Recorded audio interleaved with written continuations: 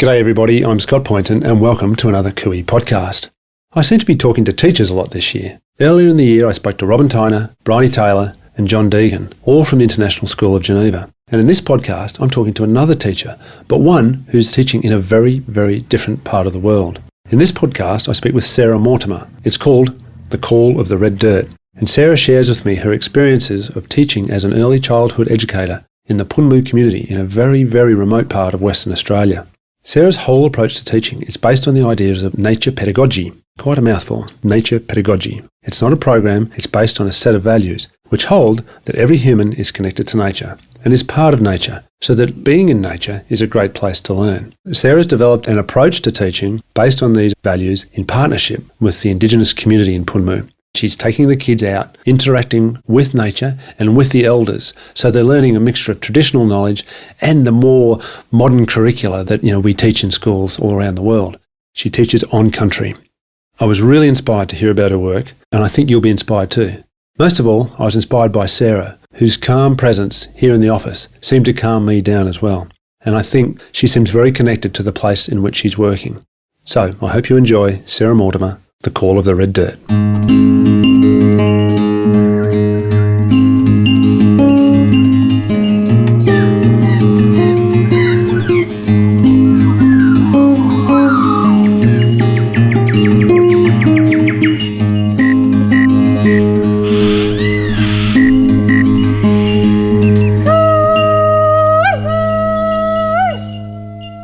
How are you, Sarah? Well, thank you. We're sitting here in Switzerland. You've come a long way. You've come all the way from a remote part of Western Australia. I have. I've come from Punmu community, right in the heart of Western Australia.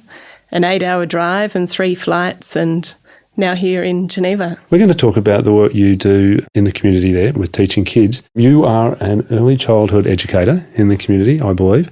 And it's really interesting for me because those folk who listened to the Cooey podcast recently will have heard that I spoke to Robin Tyner at the International School of Geneva, who coordinates the IB program there, and also to Bryony Taylor, who teaches the Class 1. So she's an early childhood educator as well. Very different sort of context, the International School of Geneva and kids from all over the world.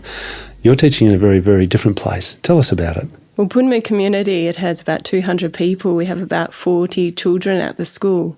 And it's a really special place working in such a small school and small community, because you can focus on the individual children and the individual needs and the community needs. What attracted me to the school is that it was set up by the community. So talking to community about what the needs are in that community and what to provide as an educator. Now, this is an interesting thing for me because you grew up near Launceston in Tasmania, is that right? Yes, yeah. Fair way away from the Punmu community in remote Western Australia. How did you get there? What's the path that you took, growing up near Launceston in Tasmania and to find yourself out in the bush like that? Well, step by step, there's similarities and extreme differences. You think desert to beautiful rainforest in Tasmania, you couldn't get more opposite. But there's something from where I grew up in Tasmania and something in the desert that is similar. There's many reasons that bring you to the place that you're in as an adult. One of them, I guess, is, growing up in a country area in the bush. You can be yourself, you've got nothing to hide, and be raw and real, and people value you for who you are. And that happens also in this desert community in Western Australia. I guess you reflect always as an adult as well. What are those factors that bring you to where you are? And I'd say even probably from quite a young age, growing up in a community, a really diverse community, going to school with children that are in and out of juvenile prisons, but also children that are from really wealthy backgrounds. Makes you think the work I do, I guess, is a lot very closely linked to equality and wanting to strive for equality in the world. And I'd say, from a child that's just grown up with all different people around me, it's probably stemmed from there why I do the work that I do now. Were you interested in becoming a teacher from an early age? What brought you to teaching? Step by step, really. I studied teaching in Melbourne, but I was, a few years out of school. I went through school, studied creative arts, acting, music, photography, creative writing, pursued acting after school. I went to Melbourne to train in performance, in acting, in theatre, short films, and thinking the relationship between acting and education, I guess. A lot of method acting, you go into other people's minds and bodies and see the world from their perspective. And in a way, there is that link to education. You're very much part of what creates people, working with people from all different walks of life. And to really support someone to be the best that they can, you have to be able to see the world from their perspective, from the family's perspective. And so I think there's some link there, that the reasons I think I was really connected to acting, that I wanted to really see the world from different perspectives. And that links to what I was saying earlier when, being a young child and having all different friends from all walks of life. So there's something that links all of those things together, even though they seem like quite different things. Did you have this as a dream, to go out into this remote part of Australia and work with kids, or did it come to you through your work and through your life experiences? You thought, gee, that'd be saw the job advert in the paper and thought, gee, that'd be a great thing to do. Or how did it come to be? There were moments, but they're glimpse moments. So my mother worked in Alice Springs, and so there were a lot of photo albums when we were young of her working with children. She's a doctor. She worked with children in communities around Alice Springs. So there was a link there, and all of her stories of the communities and people and children there. The other connection I can make, when I was 17, I went on a orchestra tour in Alice Springs. Okay. And we performed. Played music? Yeah, I played the violin. Play the violin. We performed in the Todd River, a chamber orchestra with a local Indigenous choir. And we were there for only 4 days, but something happened in the 4 days of being in the red dirt for the first time. And I remember this moment of everyone getting dressed up for dinner and wearing white clothes, and by the time they'd walked to the restaurant, they were covered in red dirt, and there was something about that just really made me, feel connected and want to go back to that place. Right. So I held on to that through doing other things, and then through studying education, thinking, where do I fit?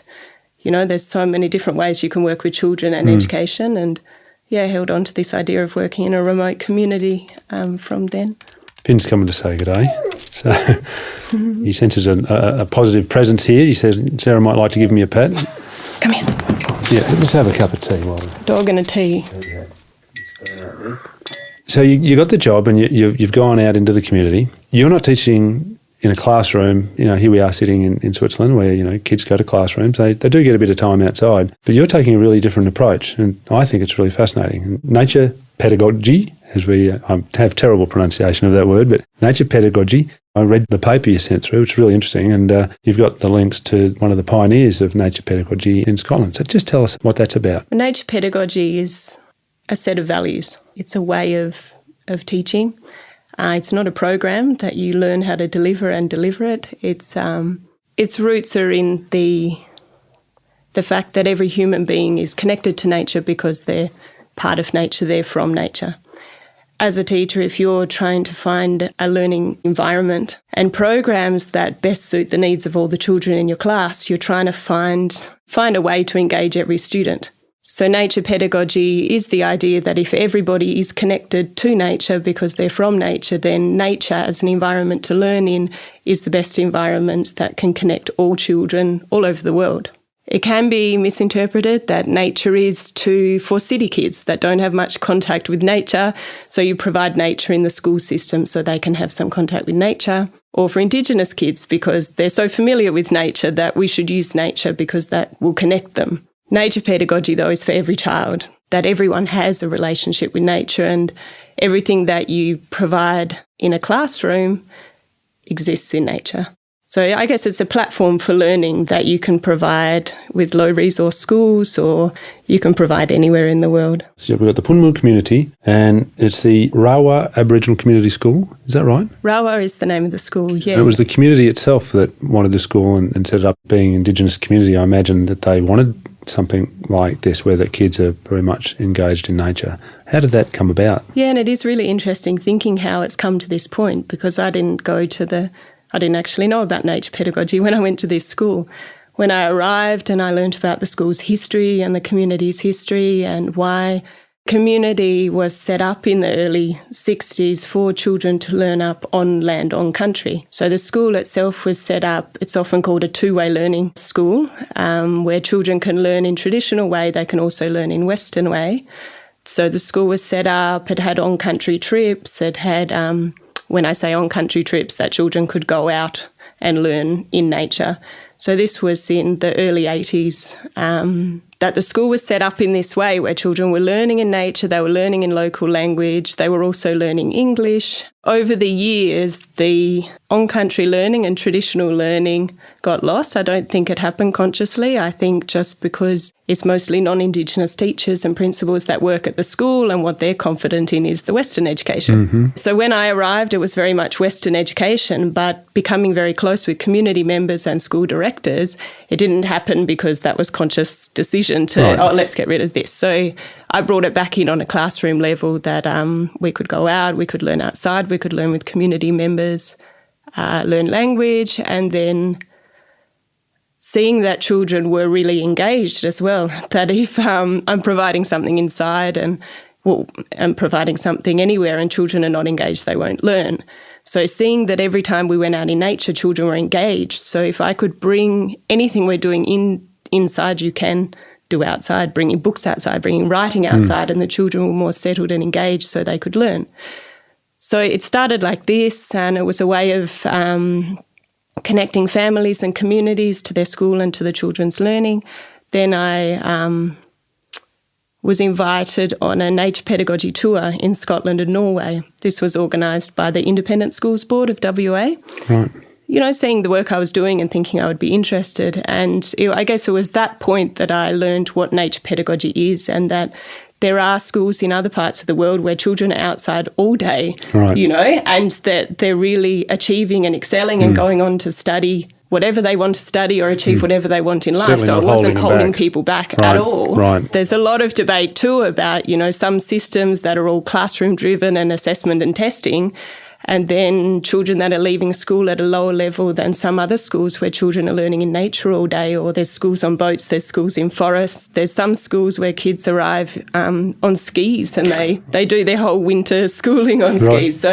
So being exposed to those schools and then going back and thinking, oh, well, this works in the desert. I guess nature pedagogy also gives my practice more standing because it's backed up by research. Yeah. Sometimes people need that, don't they? Yeah, they need just assurance that it's not some crazy person doing some crazy thing. It actually has research to back up that it's really benefiting the kids. And as a teacher as well, you want to know that you haven't just had a bright idea in the middle of the night, that it's actually backed up, and you don't want children ever to be tested on, oh, we'll try this out. If it doesn't work, I'll try something different with the next group of kids, because they never get to have that year back. So you have to be really careful and make sure what you're doing, it has been tried and tested. And So you've got the program there in the middle of the bush. The Nitty Ranger program I read about in the paper you sent me. Yeah, so it's been great developing. Started off, we're doing some projects outside, doing some drawing and art, and then there's an adult ranger program in community. They're definitely role models the children really respect and aspire to be. Rangers are very active community members, looking after water holes and also doing work around community. So when we'd go on these trips, it started the children would say, oh, we're little rangers. Nitty is the local Maduwonka word for little.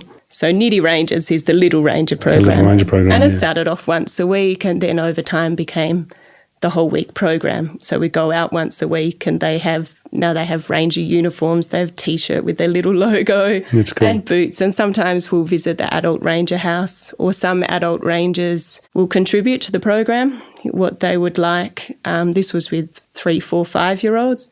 So it's also selecting what work they would like the children to be doing, and being active community members, that they have a water hole that they're responsible to look after. So there was a link with the Adult Ranger program. It wasn't training them up to be adult rangers. They were rangers in themselves at 4 and 5 years of age, and they were working in community. And so that's where the name came from, and it's stuck. I was reading here, it's fantastic. I like this idea of the child-directed proposal. So the kids had this idea and they wanted a place that they could set up and organise. And you describe here in the paper, this terrific experience that went from, you talked about when the kids burnt some bushes or something, and then suddenly this grew into this amazing experience. And you see the kids just light up like this when they get involved in something and coming back and talk about it. And it's that you see these kids, really active and inspired by what they're doing. Yeah, and talking about engagement, you can look at different, your environments that will engage students, and if it's linked to a child's interest, they're going to be more engaged. A child has to be engaged to learn, essentially. So if ideas come from the child, as a teacher, you can always link it to curriculum or this kind of thing. But I guess, child-directed learning, that the children are more engaged, but education is moving away from content knowledge and more into attitudes and skills. And if children are learning problem solving or they're creating ideas, they're collaborating with other children from 3 and 4 years of age. That's what we need in our adult society. Yeah, that would be good, wouldn't it? If we had a bit more collaboration, understanding each other, a bit of compassion. Yeah, and people talk, project-based learning, a lot of these ideas that are quite new, quite different from having individual desks and listening to the teacher tap on the blackboard. You think about adult life, most of the work that people do is in collaboration with others and problem solving and working together. So doing that from a young age, doing the listening to children and letting projects develop with the children and alongside children and teachers learning with children, using curriculum as a guide, but not teaching from the curriculum. Yeah.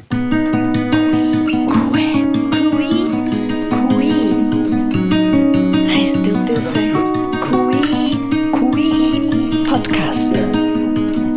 You are listening to a Kui podcast with Scott Poynton. Read about this episode and listen back to more Kui podcasts at scottpoynton.com. So how long have you been there now? 4.5 years. 4.5 years. I guess you've seen it grow a lot since then.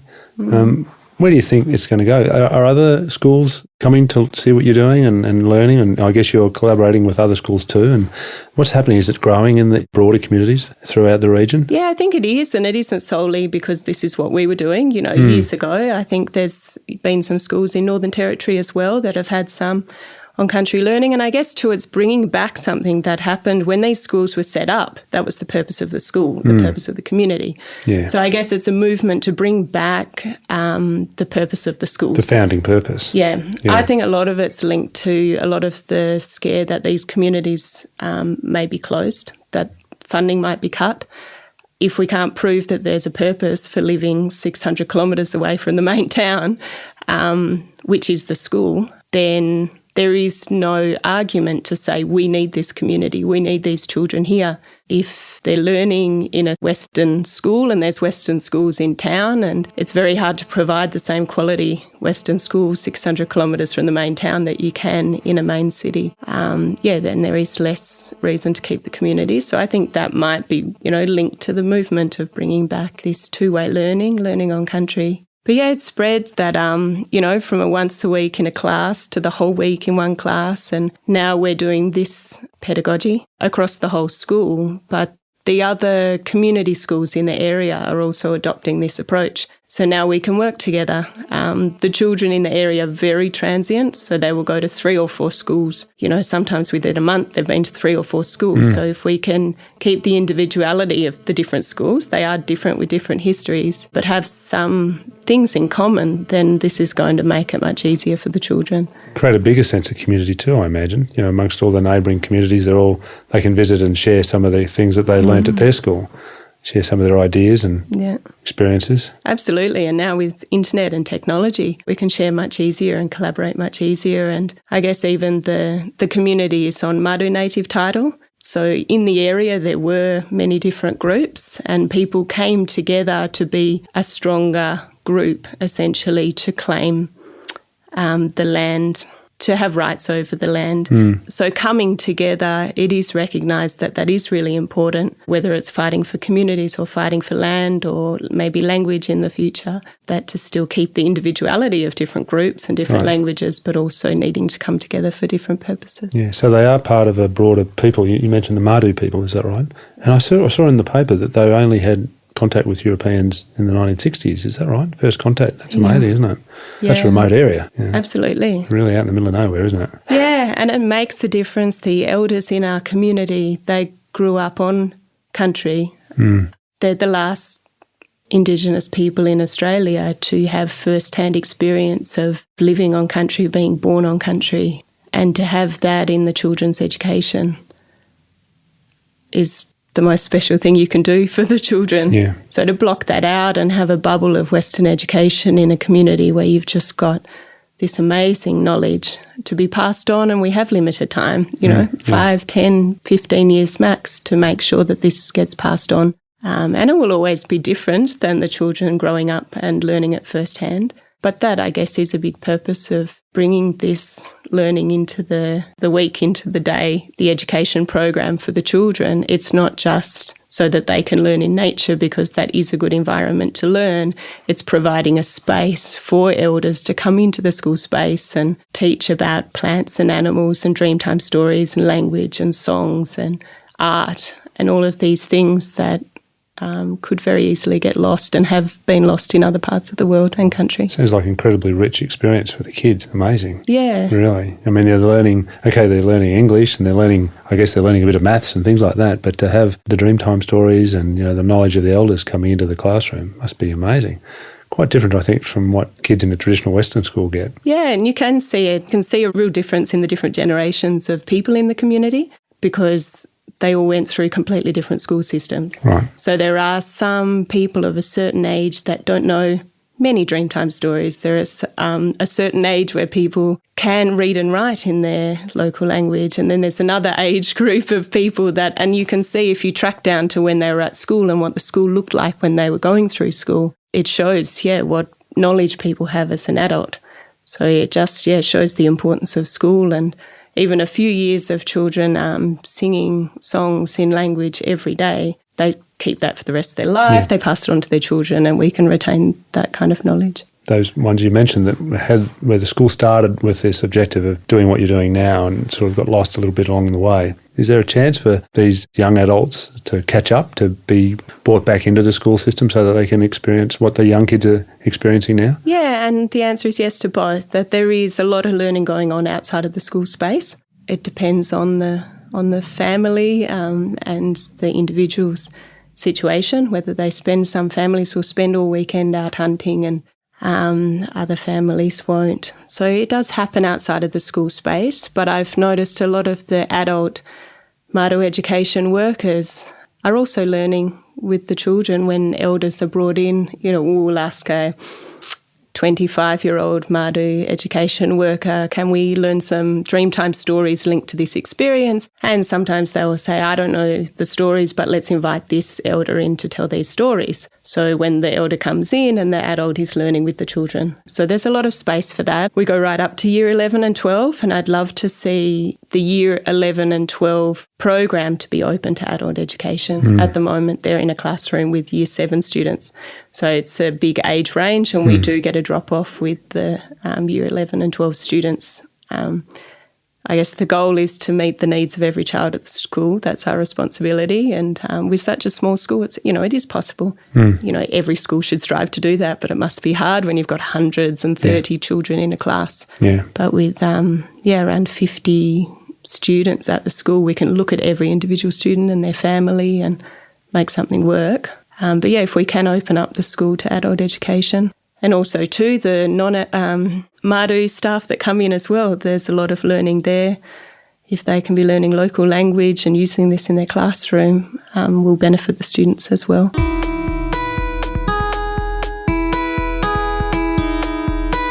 You're listening to a Kui podcast with Scott Poynton.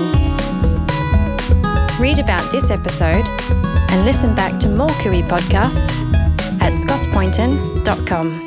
Describe for us the country. I mean, I fly over Australia as I'm heading down to Melbourne or Sydney sometimes, and you look out the window and you see that red dirt out there. Describe us a bit the country that you're living in out there. It opens up the longer you stay there.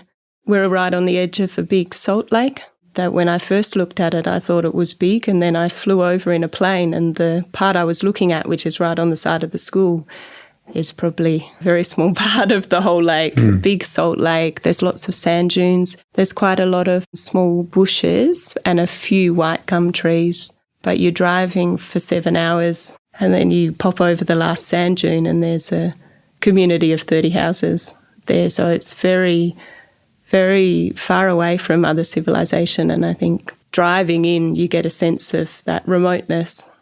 It's hard to describe landscape. I've got an image in my head with wetlands and birds and insects and lizards and trees and bushes. Big skies, lots of sunsets. Yeah, every day, and it changes the way that people are. If you're seeing sunrise every morning, you're seeing sunset every evening. Sometimes it's very early. We're finishing staff meetings or packing up school, and the veranda on the side of the school looks out over the lake, and full sunset setting that everyone finishes the day, brings people together. And how landscape is, you can't disconnect yourself from it there. It gets very hot in summer. It gets right up to 50 degrees. So you're forced to slow your pace. So, yeah, that the weather and the landscape has such an effect over the way that people are and behave and run their day. And amongst all that, you've got internet. You know, you've got a satellite phone or satellite internet. And so we do at the moment. You do at the moment. Went for about 7 months without internet in my house or at school last year. You adapt. I had a home phone and there was a phone at school, and there was occasional glimpses of Wi-Fi and internet. Becomes the new norm. But this year, yeah, we've put a lot of effort into getting internet back and Wi-Fi, and it's just too, when things break, it takes, you've just got to draw on the skills that exist in community. So, yeah, it exists, but it's hard to maintain to the same level as other places. Yeah. What of the future? Where do you think you're going to go after here, or are you going to stay out there for as long as you can? Have you thought about that? Absolutely. It's a place, you know that it's got a time limit. You know that you're not going to be there forever. So it's pulling the elements of what works there, what keeps people there, and it's the combination of learning and creating and giving. So to find another environment where it has all of those elements. I think essentially it's the being part of a community, working towards a community. If you can have a functional community of 200 people, or on a smaller scale, if you can have a functional school of 50 people, that gives us hope to have a functional world where people can respect diversity and have equal opportunity. And I really don't know what that looks like, but I think it's not the only place in the world where you can be part of a community that works in that way. So it would be to find a place along those lines where I can be part of a community, and hope that that's a template for the rest of the world. I hope so too. Do you think you might have peaked too early, found your most magnificent job, early in your career, and nothing will ever come up to par with this? Nothing could ever be like this. No, it's very unique. But I don't plan to put it in a drawer and close it and talk about my younger days for the rest of my life. Keep going. You've got to keep moving forward. Keep moving forward. No, but I won't find anything like this. It's very unique, and I guess every place is unique in its own way. Last question, I guess. What inspires you? I mean, what gets you out of bed every day? It's a big question. Yeah, I'd say like the core of it is probably the same for everybody. You get up because there's a purpose, there's a meaning to what you're doing, and there's something that inspires you and excites you. And what doesn't get you out of bed is when you don't care or you can't find a purpose or meaning in life. And I was thinking this on the train this morning, that growing up in a small town Where did you grow up? Just north of Launceston. Whereabouts? So it was on a country road. Country road, didn't even have a town. Bridgenorth Road. Bridgenorth Road, right. Of the road. Yeah, up the West Tamar. Okay, up the West Tamar. Yeah, so in the country, and I really felt the impact moving to Melbourne, and classic small fish in a big sea. A lot of people, and finding meaning in that, that you're a person amongst a lot of other people. Would it make a difference if you were around or not? And then getting older, I guess, you realise that it's all of the individuals that come together that create change or can be powerful. And you look at change that's happened in history, it has been when people have come together for a similar cause or purpose or work together, that they can really make a difference in the world. And even out in a remote community where there's not many people, it's knowing that I have a responsibility and I have a purpose and I have a meaning, and I've got to get up and get on with it. Look, I'd love to visit you sometime. I think it sounds extraordinary what you're doing. I'm so glad we've been able to chat, and for me it's really inspirational what you're doing, because I think you're on a really fascinating journey. Wonderful, and thanks for the opportunity to share. It's really important for us as well. Yeah, well, hopefully we can generate some interest in what you're doing out there, because, It sounds to me like you're doing something absolutely extraordinary, and unfortunately, unless you happen to work with your sister, as we do here at TFT, I wouldn't have known about it. So good on you, and I hope we can get the word out about your great work. Thanks so much, Sarah. Wonderful. Thanks, Scott. You've been listening to Sarah Mortimer, the Call of the Red Dirt. I really enjoyed talking to Sarah and hearing about her approach to teaching out there in the Punmu community. I'd love to visit myself. I've so enjoyed talking to teachers this year. They really do give me great inspiration. They're people who are so focused on bringing service to others. I think it's a great spirit in which to approach the Christmas and New Year period. Thanks so much for listening to the Kui podcast this year. I really appreciate everyone's support, and I look forward to bringing more fascinating people to our Kui podcasts in 2018. I'm Scott Poynton. Thanks for listening.